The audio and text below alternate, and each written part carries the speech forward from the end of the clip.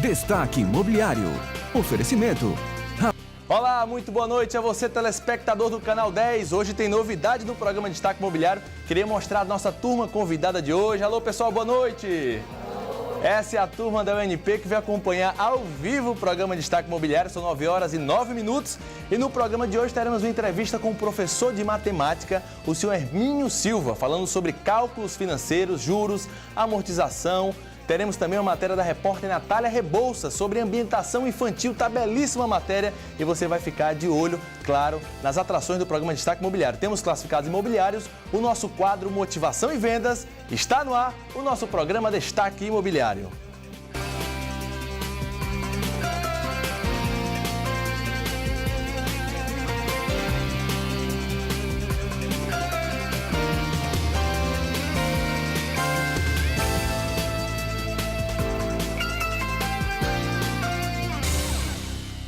Matando a saudade, mais uma vez estamos ao vivo, graças a Deus, nessa terça-feira, trazendo um assunto de interesse popular, de interesse de todo consumidor. Quem não quer entender como funciona a linha de financiamento, as linhas de créditos, como é que funciona o sistema de juros. E hoje, como o nosso compromisso é com você, não poderia ficar de fora. O nosso assunto hoje é matemática financeira. Você já deve ter escutado tabela Price, saque, tudo isso você um dia passou ou irá passar por esse tipo de financiamento e empréstimo. E para nos ajudar, eu convidei o professor lá da UNP, o professor Hermínio Silva, que é administrador e matemático financeiro. Seja muito bem-vindo, boa noite ao programa Destaque Imobiliário. Uma satisfação enorme estarmos aqui. Boa noite a todos os ouvintes. Gostaria de informar que este tema ele é muito pertinente. Há dois públicos, né? O pessoal que se prepara para concurso e o pessoal que se prepara para o mercado de trabalho. Só que, em função do tempo, nós separamos alguns itens que poderiam chamar a atenção. Por exemplo, no que diz respeito a financiamento, é muito utilizada a tabela Price. Essa tabela foi criada na Inglaterra, mas foi difundida na França. Na realidade, a tabela Price ela é comum utilizar porque a prestação é constante, todo mundo gosta da prestação constante. É mais fácil até de controlar dentro de um orçamento. Entender e controlar o orçamento, dentro de um orçamento familiar. Aí tem algum detalhe, alguns itens que podem ser chamados a atenção. Os juros embutidos na tabela Price, ele é maior no início. Então, quer dizer, para o sistema financeiro em geral, habitação, veículos, eles veem muito o seguinte: há o risco de ficar inadimplente?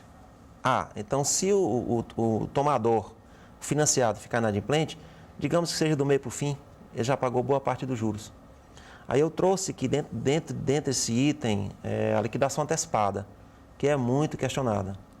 Certamente, por exemplo, eu tenho um financiamento com 60 meses, paguei 30 parcelas e faltam, 30.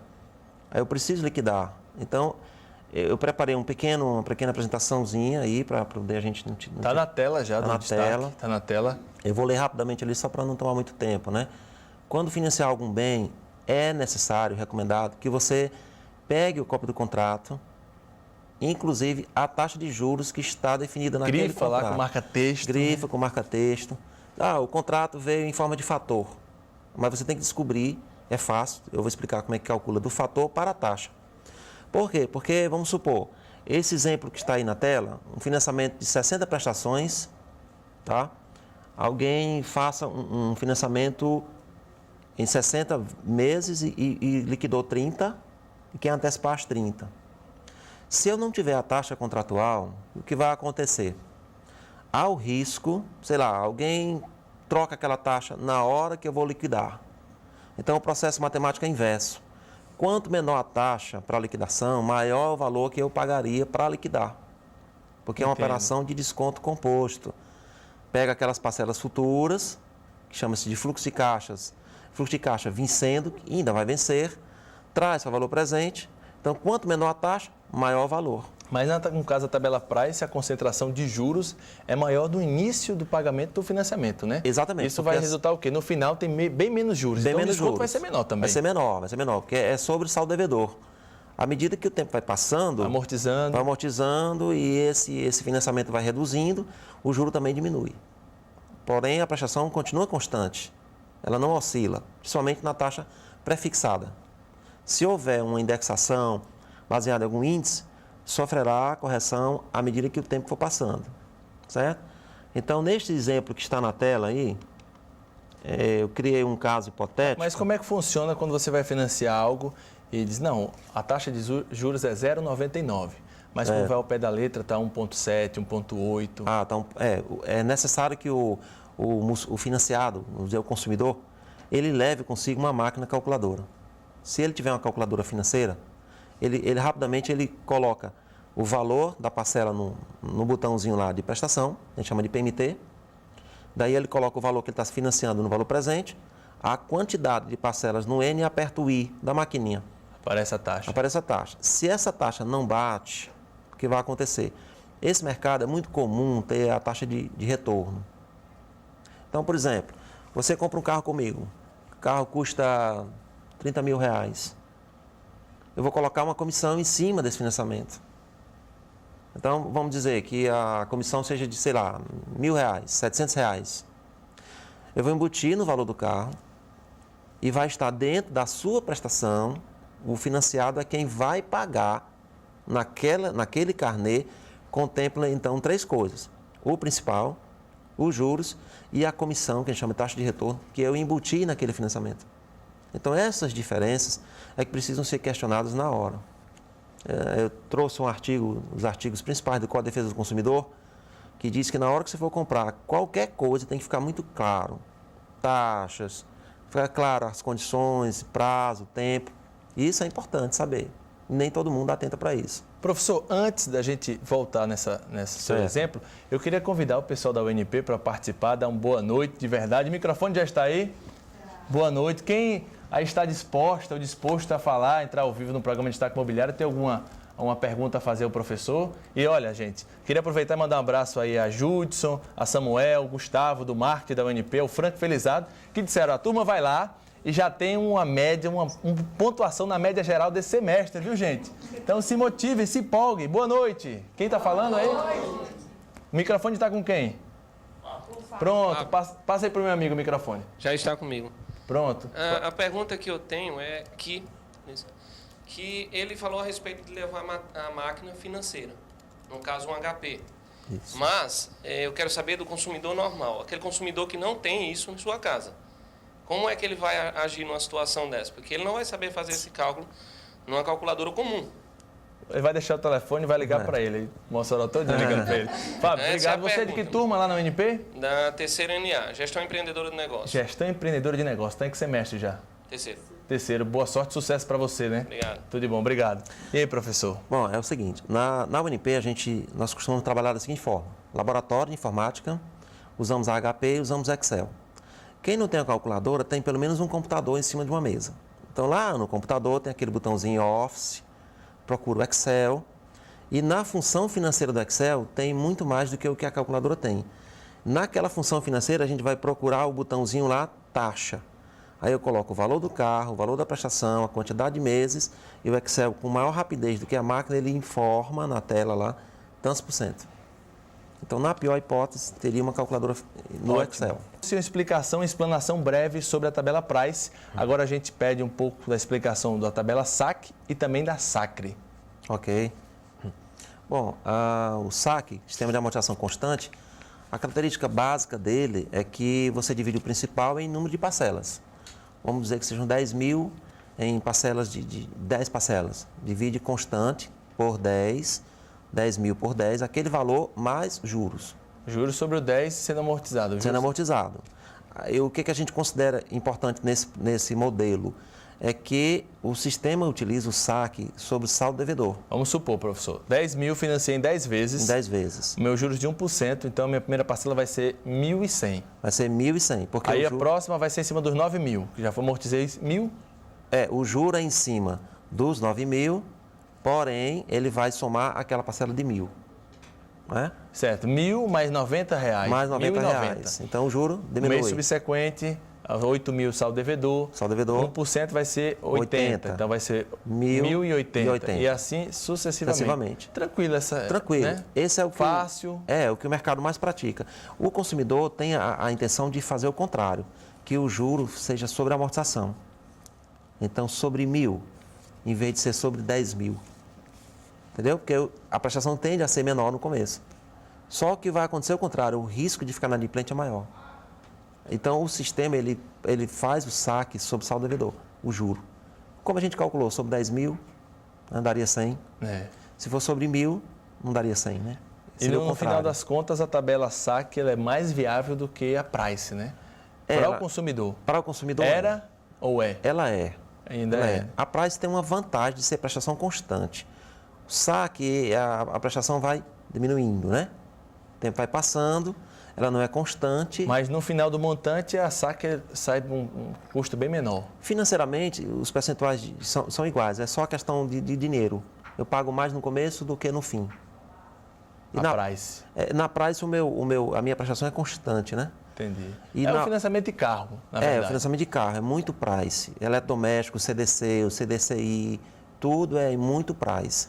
O saque é menos utilizado, porém, a prestação ela não é constante. Ela aí a gente partindo para o financiamento imobiliário da Caixa Econômica, por ser de longo prazo, a gente parte para a SACRE, que é uma saque melhorada. É uma saque melhorada, onde o financiado, o mutuário, vamos dizer assim, ele paga mais o imóvel, ele quita mais o imóvel. Por exemplo, um imóvel de 30 mil reais, se ele for financiado em 20 anos, estimando a taxa de juros de 2%, essa prestação dá 605. O juro embutido na primeira prestação é R$ 600. Eu só amortizo R$ 5 do meu imóvel. Com 5 anos, eu passo a amortizar na faixa de 6 por mês. Quer dizer, 5 anos, R$ 12 por mês. Se eu pagar 60 parcelas de 600 e pouco, vocês estão entendendo? Financeiramente, eu paguei mais do que o imóvel. Eu paguei 36 mil, aquele imóvel que era 30. Porém, meu saldo ainda é 29.400. Mas nesse caso imobiliário, o interessante é porque o imóvel também valoriza, né? O imóvel valoriza. Valoriza a perspectiva de... Perspectiva de você... É uma aplicação financeira melhor do que você colocar no CDB, numa poupança. Não resta dúvida. É, interessante. Previdência Agora, privada. A parte já de INCC e GPM, né?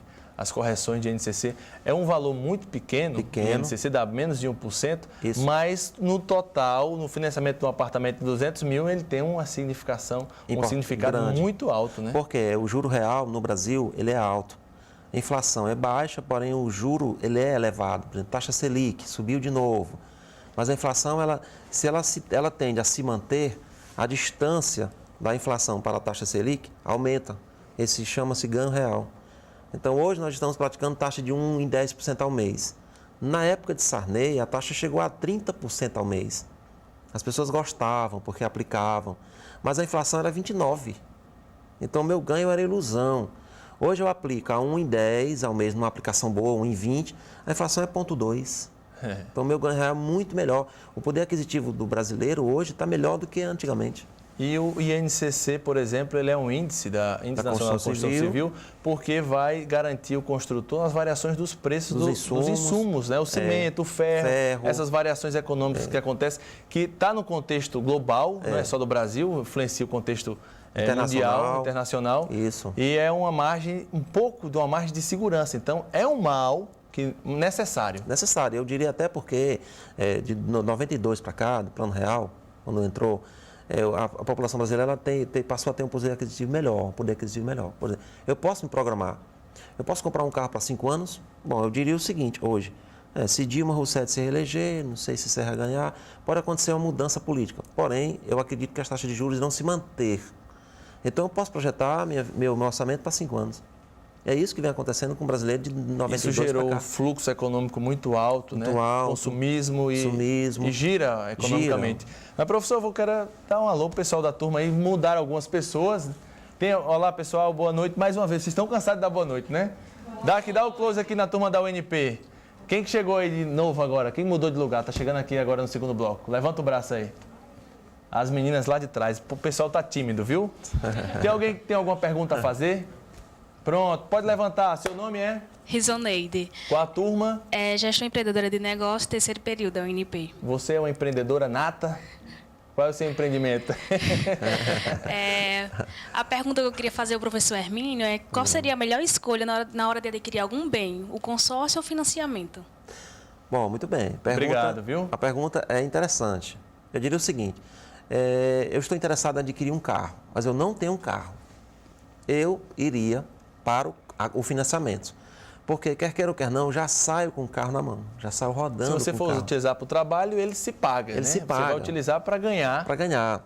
O consórcio tem aquele detalhe do lance, o sorteio e tal. Você está pagando algo que será seu, lógico. Nesta dúvida, vai receber uma carta de crédito e tudo mais. Mas, no momento, você não tem um bem na mão. Então, se você pensa em obter um bem, por exemplo, eu quero reduzir táxi, eu quero reduzir mototáxi, eu tenho uma panificadora e o carro vai me ser útil no meu serviço, financie. Aí entra aquela questão. Há uma diferença entre financiamento e leasing. Precisa ser muito bem explicado isso. Muito bom, professor. Né? Então, quando eu compro um carro pelo financiamento, é porque você tem a intenção de liquidar um dia mais cedo e aí você obterá desconto, que é o tema que eu trouxe aqui no financiamento. Se você está no leasing, é um aluguel. Então, se eu estou no aluguel, eu vou liquidar antecipado, eu não tenho desconto. Mas compensação, a taxa é bem menor. A taxa é menor. Aí, se a gente fizer um cálculo matemático entre a economia da taxa de juros que eu tive lá na decisão entre financiamento, preferir financiar a fazer a operação de leasing, com certeza o financiamento, se você vai liquidar, é melhor. Se você não tem perspectiva nenhuma de entrar recurso para liquidação ao longo do financiamento, fique no leasing, que a prestação é menor. Do ponto de vista da pessoa jurídica, não resta dúvida que o leasing é uma boa, porque eu faço na pessoa jurídica, como se fosse que eu fosse empresário, minha esposa e eu tenho filhos, então eu faria leasing na pessoa jurídica da minha empresa, minha família toda andaria com os carros, leasing é alugado. Porém, aquele valor que eu pago da parcela, ele é abatido, ele é lançado direto como despesa. Então, se aumenta a despesa, diminui o lucro, diminui o imposto. Então, para a empresa é excelente o leasing. Professor, eu vou voltar lá para o seu exemplo. Pronto. E até porque você quer falar um pouquinho também sobre cartão de crédito. Né? Tem uma... E se a gente já finaliza esse exemplo aí, o pessoal já deve ter anotado em casa, já está agoniado já. Davidson, diga aí, vamos finalizar. Eu fiz um cálculo aqui básico. Na verdade, deixa eu ver aqui. Tem ali. Pronto. Suponha um financiamento de R$50 mil. R$50 mil. Contratado em 60 prestações e o financiamento tenha quitado 30 e deseja liquidar os demais. Aproveitando os dados do exemplo acima, o correto é? Bom, usando a calculadora, a financeira 12C, pode ser a 19, a 17, qualquer uma delas dá certo. Zero a máquina, coloca ali os 50 mil no valor presente, 50 mil CHSPV, no presente, que é o valor à vista. Então, 30 seria a quantidade de parcelas que eu precisaria liquidar. Sobra um pouquinho, Manuel. Manu, um pouquinho, subindo. Só um pouquinho. Nossa produtora Manu. Pronto. Então, 30N, 4I. Veja bem, 4 é a taxa que eu financiei. Eu já paguei 30. Faltam 30. O problema é que eu não tenho a cópia do contrato, eu joguei fora, eu não sei que taxa é. Mas se eu tiver a taxa do contrato, o meu valor a pagar seria 38 mil. Que é o valor matemático correto que a gente pode estar demonstrando. 30, metade, eu ainda deveria 38 mil. 38. Né? Peguei então, teria 8 mil de juros aí, mais 30 mil do meu saldo devedor. Saldo devedor. A taxa está alta. 34% é uma taxa altíssima nos dias de hoje. Porém, se eu não tiver conhecimento da minha taxa, olha o que vai acontecer. Desce só um pouquinho, Manuel. Se a taxa de juros for trocada por uma taxa menor, o valor a pagar será maior. Por exemplo, trocando a taxa de 4 por 0,5%, olha o que vai acontecer do valor a pagar. Desce só um pouquinho. Fazendo o mesmo cálculo, 61 mil. Nossa. Por que a pessoa acaba fechando? Veja bem, o financiado ele faz aquela conta, 30 parcelas de 2.210, eu devo 66, eu devo 66 mil. Se ela está me dando 61, poxa, 4.800, eu fecho. Mas na verdade o desconto não é 7,35, nesse caso seria 42%. Por quê? Porque eu não tenho a taxa do contrato. Está compreendendo?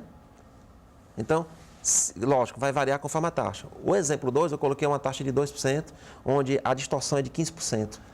Mas eu lhe digo que é 7%, na verdade é 15%. Mas no caso eu vou fazer o seguinte, o senhor poderia disponibilizar um e-mail para as pessoas entrarem em contato, mandar pergunta, até o exemplo 2. Nosso tempo aqui é voado, é rápido demais. Ainda queria mandar um abraço para o pessoal aqui que está presente. Vou falar rapidamente de cartão, só uma modalidade que acontece e a gente, né? Ainda tem... Professor Hermínio Silva, @unp.br. Pronto, .br. professor, nós temos aí 30 segundos. Pronto. Manuela, você pode só mostrar aquela página 12. A questão do cartão de crédito, por exemplo. Quando a gente chega num estabelecimento e você quer comprar algo, aí você pergunta assim, à vista ou no cartão?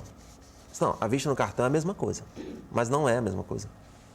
Por quê? Porque aquele estabelecimento ele tem um contrato com o administrador e tem uma taxa de administração. Então eu peguei um exemplo, por exemplo, de R$500, que a taxa seja 5%.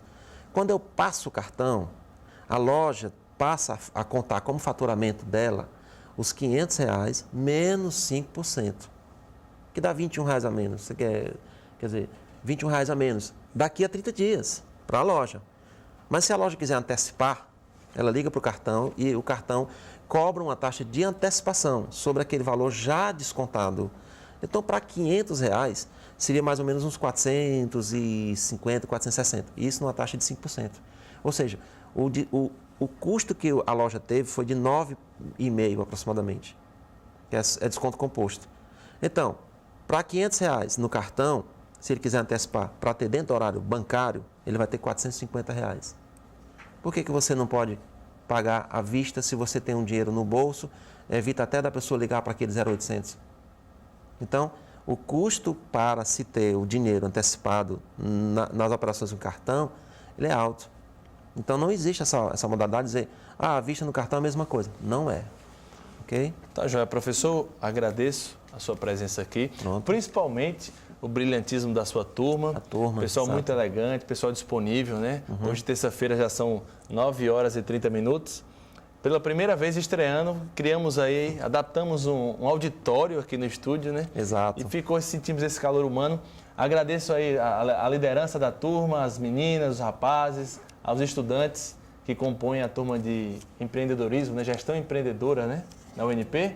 Dá o close lá neles aí. Pessoal, brigadão, boa noite e a gente, quem sabe, outra oportunidade se encontra de novo, né? Você pode voltar lá. Tá bom? Obrigado, professor.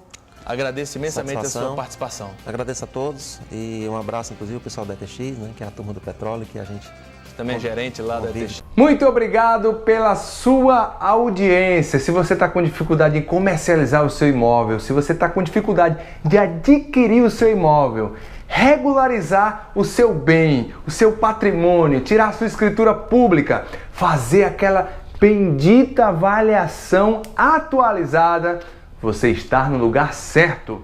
Está com quem tem mais de 10 anos de experiência, quem distribui informação e conteúdo ao longo dos 10 anos. Temos uma rede de corretores parceiros agregados ao nosso trabalho e você pode contar com a minha participação. Deixe sua pergunta nos comentários abaixo que eu, Davidson Neri, pessoalmente irei responder com maior atenção e maior carinho. Deixa também o teu endereço de e-mail, deixa um like, faça inscrição no nosso canal do YouTube, seja muito bem-vindo, a sua participação é extremamente importante.